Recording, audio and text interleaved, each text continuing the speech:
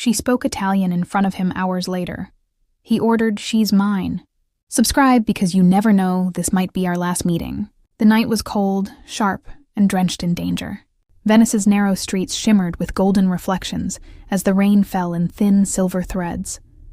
A woman in a red coat hurried through the alley, clutching her phone, her heels echoing against the cobblestone like a heartbeat she couldn't calm. Her name was Elena Moretti, 22, American by birth, but fluent in a language her mother never wanted her to speak again: Italian. And tonight, that single language was about to ruin her life. She had come to Italy for a quiet internship: art restoration, history, beauty. But beauty was deceptive here. Because inside the La Fenice Hotel, where the chandeliers glowed like molten glass, something dark waited behind those velvet curtains. As she entered, she could feel the eyes, the kind of silence that moves before violence. A group of men in tailored suits stood near the marble bar, dangerous, expensive, untouchable.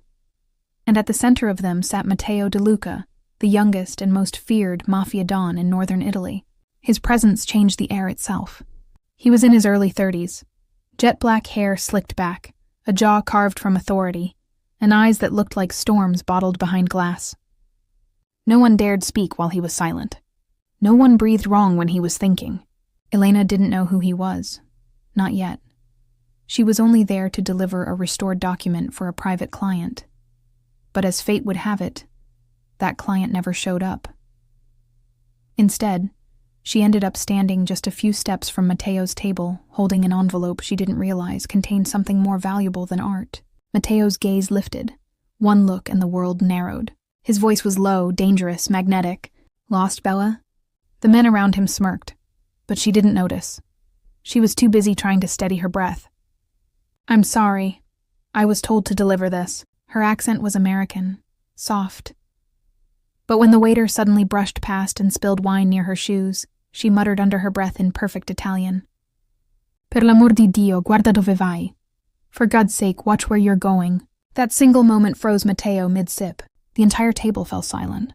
His eyes sharpened like blades. "You speak Italian?" he asked quietly. Elena blinked, unsure why that mattered. "A little," she said. "My mother, she used to." "Who's your mother?" His tone was soft but lethal, the kind of softness that hides a gun behind it. Elena stepped back. Why would that matter? But it mattered, because the way she said those words, the accent, the tone was identical to a voice Matteo had heard years ago, the night his family was betrayed. The woman who destroyed his world had spoken the same way. He stood up, tall and calm, his suit cutting through the dim light like shadowed armor. Everyone else went silent as he walked toward her, his shoes echoing slow and steady. "Names have power here," he said. "And yours?" "Elena Moretti." The name landed like thunder. Matteo's jaw tightened. "Moretti." His eyes darkened, not in anger but in memory. The name belonged to a family that once crossed his, one that vanished without a trace. Elena had no idea. She just nodded nervously. "Yes, is that a problem?" He smiled faintly, a dangerous curve. "No, Bella, not a problem, a mystery." He leaned closer, close enough for her to smell his cologne, dark wood, smoke, and sin. "Tell me something," he murmured. "Who taught you Italian?" "My mother. She passed when I was 12. His eyes flickered. The world seemed to stop again. Something in her words tore through his calm like glass through silk. "Elena," he said her name slowly, tasting it like a secret. "Your mother's name?" She hesitated. "Lucia Moretti." And there it was, the ghost from his past, suddenly alive through the daughter standing before him. Matteo's jaw flexed, his breath slowing. He wanted to walk away, to forget the resemblance. But fate had other plans. A gunshot cracked outside. The glass shattered behind them. Screams filled the hall. Elena ducked, terrified, as bullets tore through the entrance. Matteo turned sharply, pulling her down behind the marble column. His men drew weapons instantly, returning fire. "Stay down," he growled, his hand gripping her wrist tightly. She was shaking. "Who are they?" He didn't answer. He just fired a warning shot that silenced the alley. The attack stopped as fast as it began, like a message. Matteo's hand was still on her arm. Her pulse raced beneath his touch. When the smoke cleared, he looked at her again, eyes darker than before. "You shouldn't have come here, Elena Moretti." She swallowed, trembling. "I didn't mean I was just—" He cut her off. "You spoke Italian in front of the wrong man." She stared at him, confused, terrified. "Why? What does that mean?" Matteo's lips brushed near her ear, his voice low, dangerous, possessive. "It means," he whispered, "you just signed your death sentence, sweetheart." The silence after the gunfire was heavy, the kind of silence that only follows death. Elena's heartbeat thundered in her ears. She could still smell gunpowder and expensive cologne in the air. Matteo De Luca stood over her, his gun smoking, his expression unreadable. Outside, sirens began to scream in the distance, but inside, it was just the two of them, predator and prey. He turned, sliding the weapon back into his holster. "Get up," he ordered quietly. Elena hesitated. "What's happening? Who were those people?" He looked down at her, his eyes dark as midnight. "People who thought they could send me a message." "And me?" she whispered. Matteo's gaze sharpened. "You," he said, "are the message they didn't expect." He started walking toward the back exit. One of his men, tall and scar-faced, whispered, "Boss, she saw everything. Want me to?" "No." Matteo's voice cut through the air like a blade. "She comes with me." Elena froze. "What do you mean? I have nothing to do with this." Matteo turned back, and for the first time his voice softened, though it still carried steel beneath it. "That's exactly why you're still breathing, Bella." Two black SUVs waited in the alley. Rain slid across their polished bodies, reflecting the hotel's burning lights. Matteo gestured for her to follow. "I'm not going anywhere with you," she said, stepping back. He raised an eyebrow, amused by her defiance. "You're brave. I'll give you that. But bravery doesn't keep you alive in my world." She looked around. Men in suits surrounded her, silent, armed, efficient. There was no escape. "Get in the car," he said again, his tone final. She obeyed. The door slammed, sealing her fate. The car moved fast through the narrow streets, headlights cutting through the rain. Elena sat across from Matteo, trembling but trying not to show it. He sat with one arm resting on the window, watching her with a calm that felt more dangerous than the gunfire. Finally, she broke the silence. "Where are you taking me?" "Somewhere safe," he said simply. "Safe?" She almost laughed. "You just said I signed my death sentence." He smirked slightly. "You did, but I haven't decided if I'll carry it out yet." Her breath caught. "You think that's funny?" "No." His gaze turned serious. "I think it's interesting." She turned her face toward the rain-streaked window. "I didn't ask for this." "Neither did I," Matteo murmured. For a moment, silence returned. Then he asked quietly, "Your mother, Lucia Moretti, did she ever mention Naples?" Elena blinked. "No, why?" He didn't answer right away. He just stared out into the night. "Because she used to live there. Once upon a time, she made choices that changed everything." "What are you saying?" "I'm saying," he replied, "that names carry ghosts, and yours just woke one." She frowned, trying to understand. "You think my mother did something to you?" He didn't look at her. "To me? No. To people I cared about? Yes." The car turned into a long driveway lined with cypress trees. At the end stood a massive villa overlooking the dark water, a fortress of glass and stone. Guards stood at the gates, nodding as the car passed. Elena stared in awe. "Is this where you live?" "For now." He stepped out first, then opened her door not out of politeness, but control. His eyes held hers as he said quietly, "You'll stay here until I decide what to do with you." She swallowed hard. "I'm not your prisoner." His voice dropped, smooth and dangerous. "Then prove you're not a threat." Inside, the villa glowed with soft amber light. Expensive art lined the walls, and the faint scent of tobacco lingered in the air. It was the home of a man who owned everything except peace. He led her to a guest room that was larger than her entire apartment back home. The bed was made with white silk sheets, the windows overlooking the stormy sea.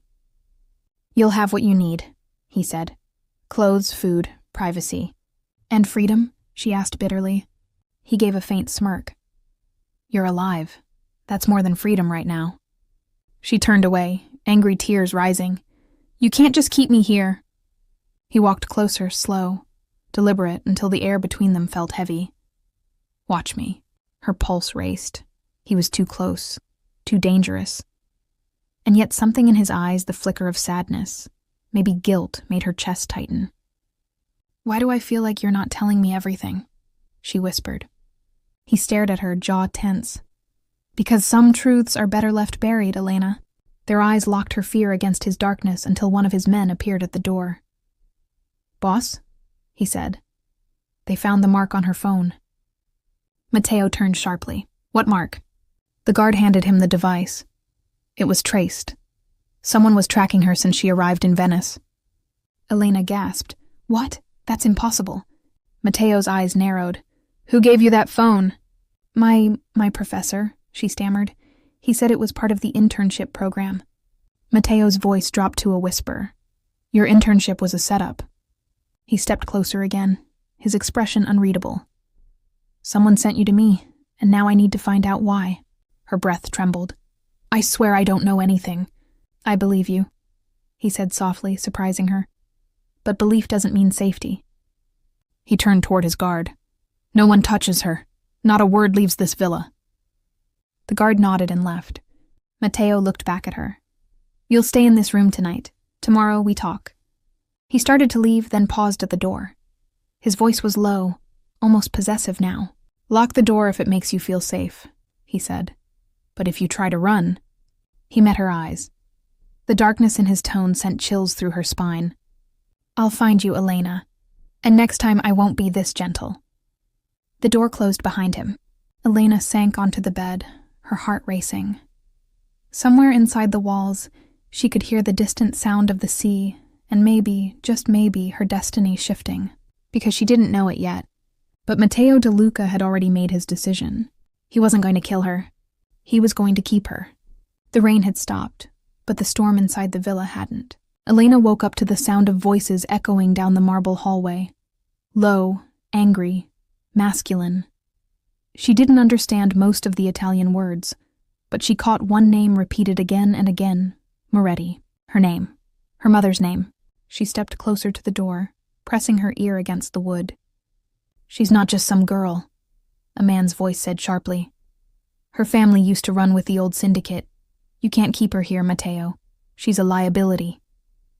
Matteo's voice was calm but heavy. She's not going anywhere until I know the truth. She could be a spy. Or she could be the only innocent thing left in this goddamn city, Matteo growled. Elena stepped back, her heart thudding. Spy? Syndicate? What were they talking about? The floor creaked behind her. She turned and froze. Matteo stood in the doorway, his hand resting on the frame, his shirt sleeves rolled up, exposing the tattoos winding down his arm. His eyes were darker than last night, but calmer somehow. How much did you hear? He asked softly. Elena hesitated. Enough to know I'm in the middle of something I don't understand. He stepped closer. Then let me help you understand. She folded her arms. By locking me in? He gave a faint smirk. You're still alive. I'd call that freedom compared to what my enemies would have done. She frowned, biting her lip. Why me? You don't even know me. Matteo's gaze lingered on her face. That's the problem. I do. He turned away, walking toward the balcony. The morning light poured through the glass, soft against his broad shoulders. Elena followed slowly. You think my mother betrayed you? I don't think, he said quietly. I know. He looked out over the ocean, voice low and distant. Years ago there was a deal, money, weapons, loyalty. Your mother's name was on the documents. The night my father was killed, she disappeared. Elena shook her head. That's impossible. My mother was a teacher. We lived a quiet life. Matteo's expression didn't change. Everyone's quiet until the past decides to speak. She looked at him, searching for the man beneath the danger. And you think I'm here because of that? He turned to her slowly, his eyes softer now. I think you walked into my world for a reason, and I don't believe in coincidences. The silence between them thickened. For a moment, She forgot where she was trapped in a villa owned by a killer. All she saw was a man standing under gray light, haunted by something deeper than hate. He noticed her staring. "What?" he asked quietly. "You don't look like the monster everyone says you are," she whispered. His lips curved, not quite a smile. "Then you haven't seen enough of me yet." Later that day, Elena wandered through the villa. Guards followed her silently at a distance, but no one spoke. She stopped at a door that led to Matteo's private office. The door was slightly open. Curiosity pulled her in. The room smelled of leather and whiskey. Files were scattered across the desk: photographs, documents, maps of port routes. One picture caught her eye, a woman with long brown hair and gentle eyes. Her breath hitched. It was her mother. Before she could touch the photo, a voice behind her said, "You shouldn't be here." She turned quickly. Matteo stood there, watching her, hands in his pockets. "I'm sorry," she stammered. "I just saw my past," he finished for her. "And maybe yours." He walked closer, stopping right in front of her. His scent wrapped around her cedar. Smoke. Danger. "Lucia Moretti," he said softly. "She saved my life once, then destroyed everything that came after." Elena looked up at him. "What happened to her?" He studied her face for a long time. "She disappeared, just like that. And when she did, my father was dead." Elena's chest tightened. "You think she killed him?" Matteo's voice was rough. "No, but she knew who did." Their eyes met. The tension between them was unbearable now. Grief, fear, attraction. Everything mixing into something sharp and fragile. "Why are you telling me this?" she whispered. "Because every time I look at you," he said, stepping closer, "I see the woman who broke me and the woman who might save me." Her breath trembled. "Matteo," he brushed a strand of hair from her face. His touch was slow, almost reverent. "You shouldn't be afraid of me, Elena," she whispered. "But I am." He smiled faintly. "Good. Fear keeps you alive." For a moment, he leaned in, his breath warm against her cheek, his hand brushing her jaw. Her heart pounded like thunder. She wanted to pull away, but she couldn't move. Then he stopped, pulled back. His eyes burned with restraint. "I shouldn't," he said under his breath. "Not with you." "Why?" she asked, barely audible. "Because once I start," he whispered, "I don't stop." The silence that followed was heavy, intimate, dangerous. But before she could speak, the door burst open. One of Matteo's guards rushed in, pale and breathless. "Boss, we have a problem." Matteo turned sharply, voice cold again. "What now?" "They hit the warehouse. 2 of our men are dead. They left a message." The guard handed him a blood-stained note. Matteo read it, jaw tightening. Elena watched as his entire body went still. "What does it say?" she asked. He looked up at her, eyes unreadable. "It says, 'Return what belongs to us.'" Her stomach twisted. "Me?" Matteo didn't answer. He crushed the note in his fist. "No one touches you," he said. "Not while I'm breathing." "Matteo, maybe this is about—" He cut her off. "No, this is war." He turned to his men. "Lock down the villa. Double the guards. No one in or out." Then he looked back at her, softer, but still filled with fire. "Whatever this is, Elena, you've become the center of it. And I don't know whether to protect you." He paused, stepping close enough for her to feel his breath again. "Or destroy you." The door slammed behind him, leaving her standing there shaken, confused, and completely lost in the pull of a man who should have been her enemy. Outside, thunder rolled again, echoing the storm building between them. The villa slept under moonlight, but inside, no one was truly asleep. Matteo De Luca stood on the balcony of his office, a glass of whiskey in his hand, the waves below crashing against the cliffs like broken promises. The wind tugged at his shirt, and his thoughts drifted toward her, the girl sleeping just a few rooms away. Elena Moretti, the daughter of the woman who had ruined everything. He should have hated her. He tried to. But every time he looked at her frightened eyes, her trembling defiance, something in him softened. Something dangerous. Behind him, footsteps echoed softly. He didn't turn around. "Couldn't sleep?" Elena's voice answered quietly. Neither could you. He smiled faintly. You shouldn't be wandering around the house at night. My men might mistake you for an intruder. I'm already your prisoner, she said. How much worse can it get? He turned then, setting the glass down. The moonlight touched her face, turning her hair to silver. She wore one of the silk robes his staff had left far too elegant for her, yet somehow made for her. Matteo walked closer, each step slow and deliberate. You think you're my prisoner? She met his gaze. Aren't I? His eyes softened. No, you're under my protection. There's a difference. Protection from who? She whispered. He looked away. From the people who think you belong to them. Her brow furrowed. I don't belong to anyone. His voice dropped low. You'd be surprised how many men have killed over a woman who thought the same. For a moment, they just stood there, the air heavy between them, fear, desire, and something unspoken weaving like smoke. She took a breath. Matteo, if my mother really hurt you, I'm sorry, but I'm not her. He looked at her sharply. I know that. Then why do you keep me here? He hesitated for the first time since she met him. Because the night you walked into that hotel, something changed. The men who attacked us weren't after me. They were after you. Someone used your mother's name to draw you in. And now, he stepped closer, his voice barely above a whisper. Now you're part of my world whether you want it or not. Elena's chest rose and fell, her pulse loud in her ears. And what if I don't survive your world? Matteo's gaze darkened. Then I'll burn it before I let it touch you. She froze, the intensity in his words slicing through her fear. He meant it. She could feel it. Why? She whispered.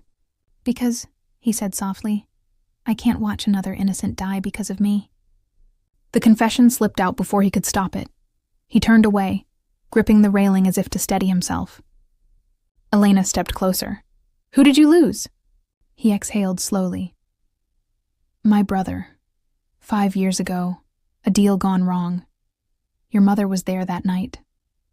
She shook her head. No, that can't be true. He looked at her not with anger, but pain.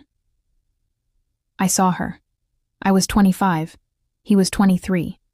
The gunfire started and Lucia Moretti was the last person he tried to protect. Tears welled in her eyes. If that's true, then she wasn't part of it. My mother would never. He stepped forward suddenly, his hand catching her wrist, not hard, but desperate.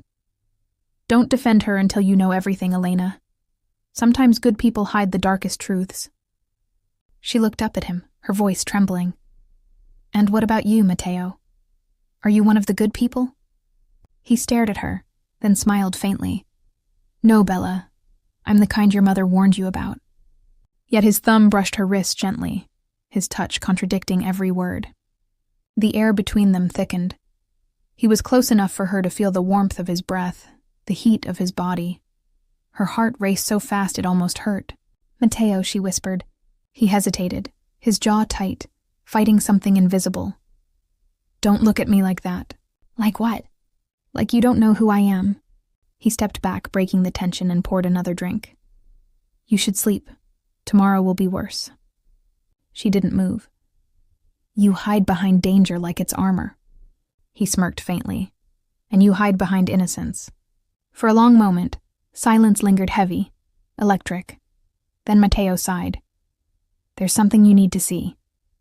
He walked to his desk and pulled out a small old photograph. He handed it to her. It showed 2 young boys, Matteo, and another with the same sharp jawline and easy smile. Between them stood a woman Elena recognized instantly. Her mother. Elena's breath caught. She knew you. She saved us, Matteo said quietly. My brother and me. She worked with our father. She was loyal. Until the night she wasn't. Elena shook her head, tears spilling. There has to be more to it. There always is. He reached out, brushing a tear from her cheek. His touch was slow, tender, completely out of place in this world of blood and violence. I don't want to hurt you, Elena, he said softly. But I can't let you go until I know what game we're playing. She looked up at him, her voice barely audible. And what if I'm not part of the game? His thumb lingered on her skin. Then you'll be my biggest mistake. Their eyes met, and something fragile cracked inside both of them. The moment stretched deep and dangerous, until a knock shattered it. "Boss!" a guard shouted from the hall. "You need to see this." Mateo pulled back instantly, his expression hard again. "What is it?" "They hacked our system. Someone's inside the network. They know she's here." Elena's stomach twisted. "Who?" Mateo's jaw clenched. "Whoever wants you back." He looked at her, his eyes fierce, protective, possessive. "From now on," he said, voice low and final, "you don't leave my sight. Not for a second." She whispered, "So now I'm your prisoner again?" He stepped close, his words brushing against her ear. "No," he said, "you're mine." Her heart stopped. Outside, lightning flashed over the sea, bright, violent, and blinding. Inside, two souls stood inches apart, one chained by guilt, the other by fate, as the line between hate and love began to blur completely. Thunder rolled over the cliffs like an angry god. By dawn, Mateo's villa was no longer just a fortress. It was a battlefield waiting to ignite. Armed men filled the halls, radios crackling, tension hanging thick in the air. Every door, every window was guarded. The sea below, once peaceful, now looked like black glass hiding monsters. Elena sat on the edge of her bed, her hands trembling as she listened to the chaos outside her door. She'd barely slept. Every word Mateo had said last night echoed in her head. "You're mine." It wasn't a threat, it wasn't a promise. It was something darker, something she didn't understand. The door opened. Mateo stepped in. He looked different, black shirt, holster over his shoulder, eyes cold. The man who had shown her pain and tenderness last night was gone. This was the Mafia boss again. "We're leaving," he said simply. Elena stood, her voice soft but sharp. "Why? What's happening?" Mateo didn't answer immediately. He crossed the room, opened the curtains, and pointed toward the horizon. 3 black boats were cutting across the waves toward the cliffs. "Someone found us," he said. "Someone who shouldn't have." Her heart lurched. "My mother?" He turned sharply. "If it's her, then she's no longer the woman you think she is." Before she could speak, the sound of gunfire cracked through the morning air. Guards shouted orders outside. Mateo grabbed her hand. "Move." He pulled her through the back corridor as bullets shattered glass somewhere down the hall. The villa that had felt like a golden cage now felt like it was burning down around them. They ran through the marble hallways, her bare feet cold on the floor, his grip tight, unrelenting. "Where are we going?" she gasped. "To the vault," he said. "It's the only safe room left." They reached a steel door at the end of the corridor. Mateo punched in a code, the lock clicked, and he shoved her inside. The room was dim, lined with metal walls and shelves of weapons. She stood against the cold wall, her chest heaving. He turned to her, gun in hand, sweat glistening on his temples. "Stay here. No matter what happens, don't open that door." Elena shook her head. "I'm not staying here alone." He moved closer, his voice low, commanding. "You will if you want to live." Tears burned her eyes. "And what about you?" He looked at her, and for the briefest second, the mask of the Mafia boss slipped.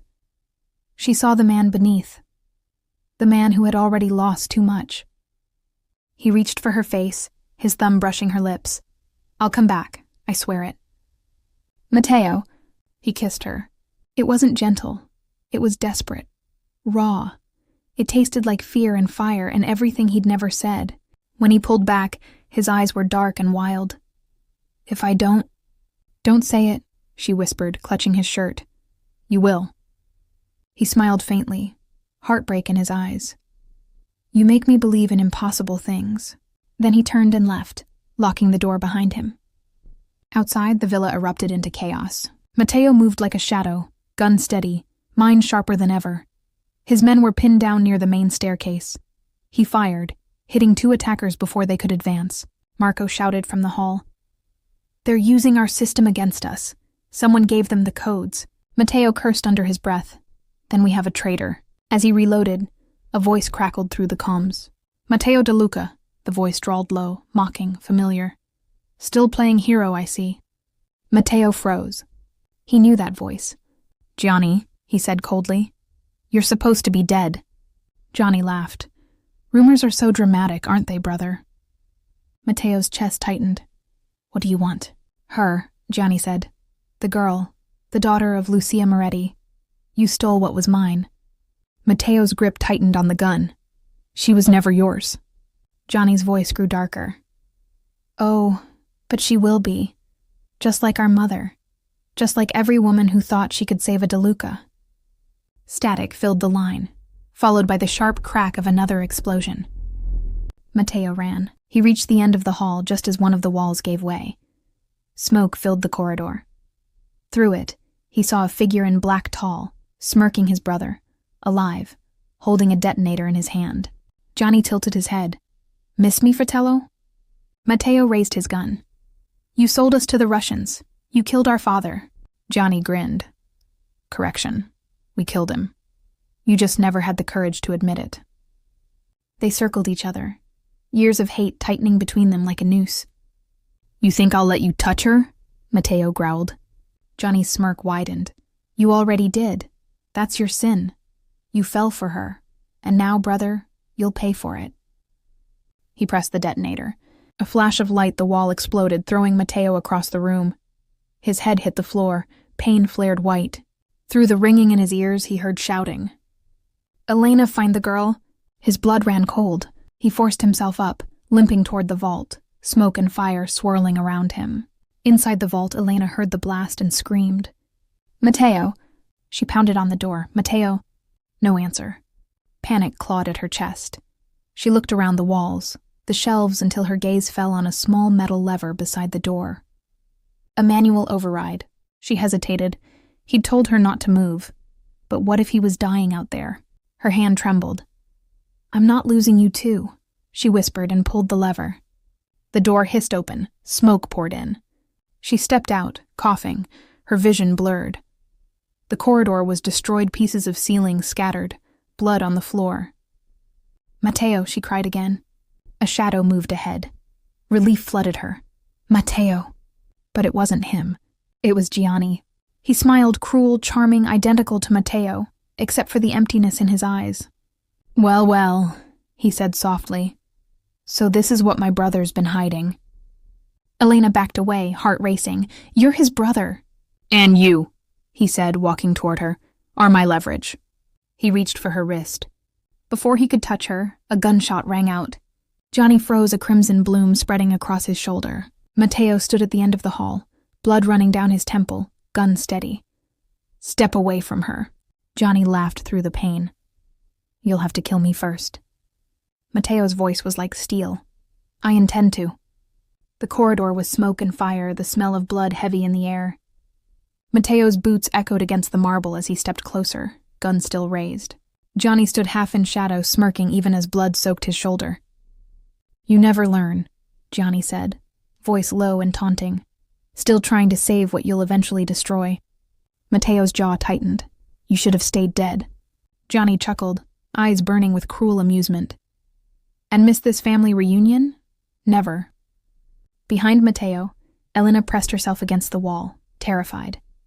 The two brothers were mirror images, one made of guilt, the other of madness. Gianni's gaze flicked to her. She's beautiful, he murmured. Now I see why you kept her. But tell me, brother, does she know what you did to our father? Matteo's grip tightened on the trigger. Shut up! Gianni tilted his head. You think she'll still look at you like that with those soft, trusting eyes when she finds out? Matteo fired. The bullet grazed Gianni's arm, slamming him back into the wall. You talk too much, Matteo growled. But Gianni only laughed, that same cold, haunting laugh Matteo remembered from childhood. Always the same. The hero who kills his monsters, not realizing he's one of them. Matteo stepped forward. This ends tonight. Gianni raised his hands mockingly. Then shoot me, but be quick before the others arrive. Matteo hesitated. Others? Gianni grinned wider. Did you think I came alone? Before Matteo could react, shouts erupted from below. More men armed, masked, stormed the villa. The walls shook under the force of grenades and gunfire. Marco's voice crackled through Matteo's earpiece. Boss, we're overrun. They've got heavy weapons, we can't hold them. Matteo's mind raced. Evacuate the lower levels. Fall back to the west exit. Johnny smirked. Always the commander. Always trying to save everyone. You never learned that saving others costs you the people you love. Mateo lunged, the brothers collided, crashing into the wall. The gun fell, skidding across the floor. They fought brutally, years of rage and betrayal bursting through every punch. Johnny slammed Mateo into the wall, sneering. You think she'll love you after this? After she finds out what you did? Mateo's fist struck him across the jaw. I warned you. Blood sprayed across the marble. Johnny laughed through it. Insane. Unstoppable. Tell her, Mateo. Tell her who really pulled the trigger that night. Elena's heart hammered. What is he talking about? She whispered. Mateo froze for a fraction of a second, and that was all Johnny needed. He pulled a knife from his belt and slashed Mateo across the ribs. Mateo staggered back, blood darkening his shirt. Johnny turned toward Elena, knife dripping. Poor girl. You don't know, do you? Your mother didn't kill our father. He did. Elena's eyes widened. No, that's not true. Johnny smiled coldly. He pulled the trigger, to save himself, to save me. But he lied, he let her take the blame. Enough, Mateo roared, tackling his brother to the ground. They crashed through a broken doorway, tumbling down the stairs. Dust rose, wood splintered. The sound of their fight echoed through the burning villa, raw, violent, primal. Elena ran after them, tears blurring her sight. At the base of the stairs, she saw Mateo pin Johnny down, the knife at his throat. Say it again, Mateo hissed. Say it again, and I'll end you. Gianni's voice rasped, low and vicious. You already did. Mateo froze the words, hitting him harder than the fight ever could. Johnny smirked through the blood. You think she doesn't see it? The way you look at her like she's salvation. You don't save people, brother. You destroy them. Mateo's hand trembled. His breath came ragged. He wanted to kill him, wanted it more than anything. But something in Elena's voice stopped him. Mateo, don't. He turned, and in her eyes, he saw everything he was about to lose. He threw the knife aside, chest heaving. Take him! He shouted to Marco, who had just arrived with 2 guards. Lock him in the cellars. No one goes near him until I say. Johnny laughed as they dragged him away. You'll see, brother. Truth has a way of bleeding through lies. When the noise faded, Mateo leaned against the wall, blood still seeping from his side. Elena approached slowly. Is it true? He closed his eyes. Not like he said. Then tell me the truth. He looked at her. Exhaustion and guilt etched deep in his face. My father was cruel. He betrayed our family. That night, your mother tried to stop him, but he turned his gun on us. I pulled the trigger to save Gianni. She saw everything. She ran before I could explain. Elena's throat tightened. So all these years, he nodded. All these years I blamed her because it was easier than blaming myself. Tears slipped down her cheeks. Mateo. He stepped closer, brushing a strand of hair from her face, his voice trembling. You weren't supposed to be part of this. I swore I'd never let my past touch you, but it found us anyway. She looked up, eyes glassy. And now what happens to us? He didn't answer. His hand lingered on her cheek, soft and trembling. You shouldn't stay here. I'm not leaving you, she said firmly. He smiled faintly, brokenly. You should, because what's coming next, I can't protect you from it. Before she could respond, an explosion ripped through the east wing. Mateo grabbed her, shielding her as glass and debris rained down. When the smoke cleared, he saw the impossible Gianni's cell door blown open. He was gone. Mateo's eyes darkened. He's going after her mother. Elena froze. My mother, but... He wants revenge, Mateo said, and he'll use you to get it. He turned to Marco. Get the cars ready. We're hunting him down. Elena grabbed his arm. Mateo, wait. You're bleeding. He cupped her face, eyes blazing. I've bled for worse reasons. Why are you doing this? She whispered. His answer was simple, raw, and true. Because I'd rather die than let him touch you. As dawn broke over the smoking ruins of the villa, Mateo and his men sped down the coastal highway the hunt had begun. Beside him, Elena stared out at the fading sea, her heart torn between love and fear. Behind them, the house burned, and somewhere ahead, Gianni DeLuca disappeared into the fog, carrying the next secret that could destroy them both. Rain blurred the world into silver streaks outside the speeding car.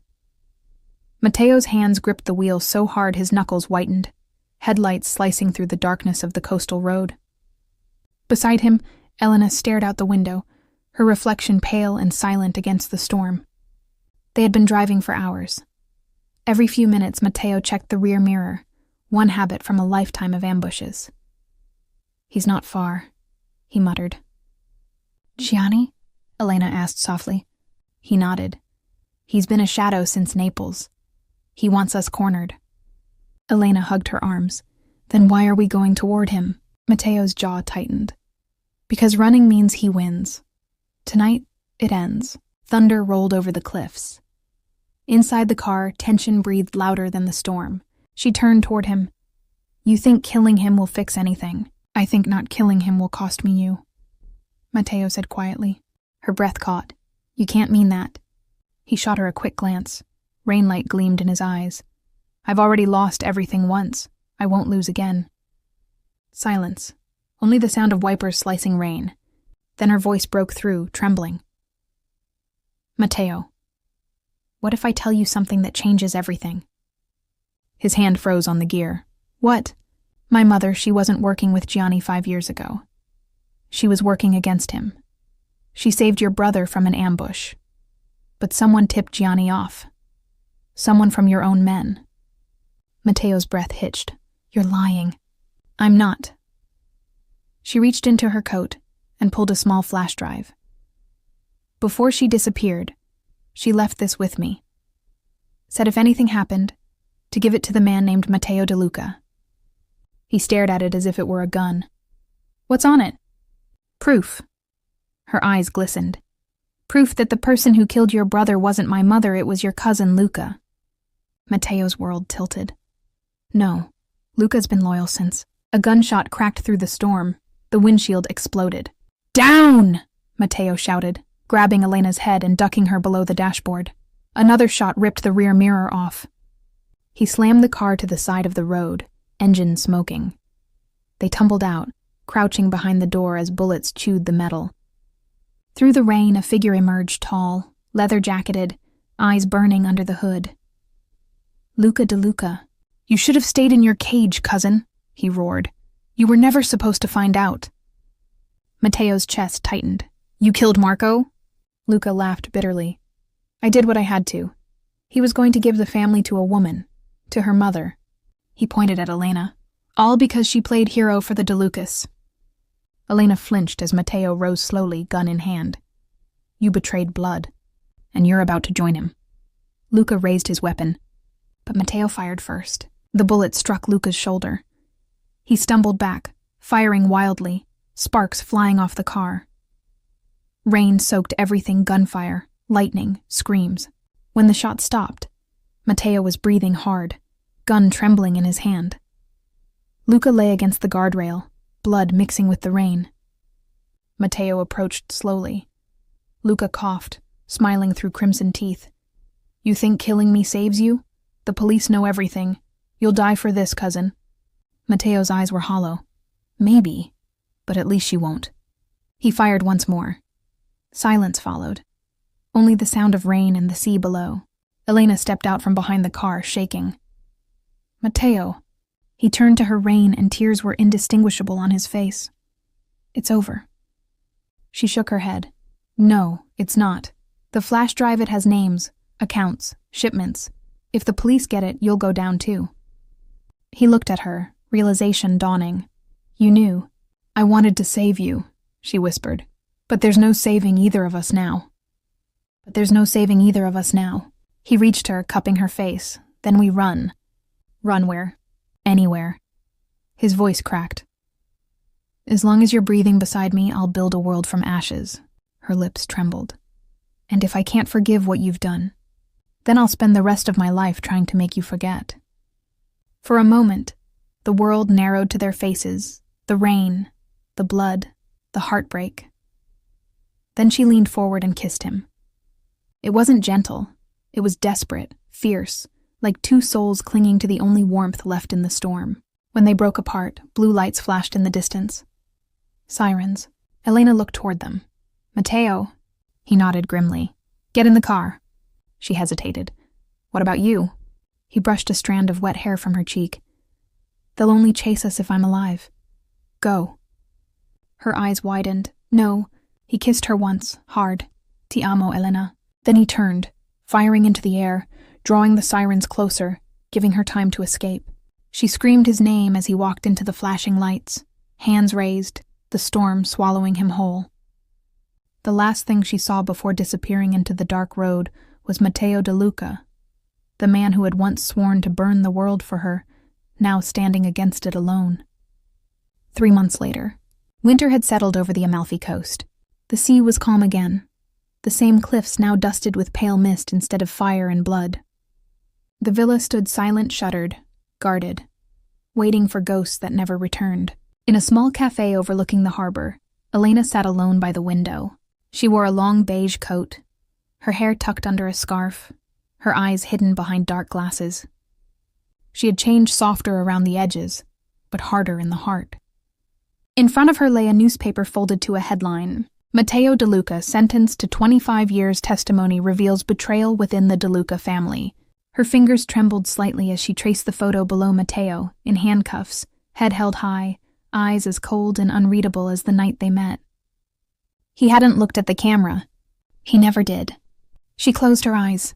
His last words still echoed in her mind. Ti amo, Elena. And then the gunshots, the chaos, the silence. The cafe door chimed. A man entered, snow clinging to his jacket.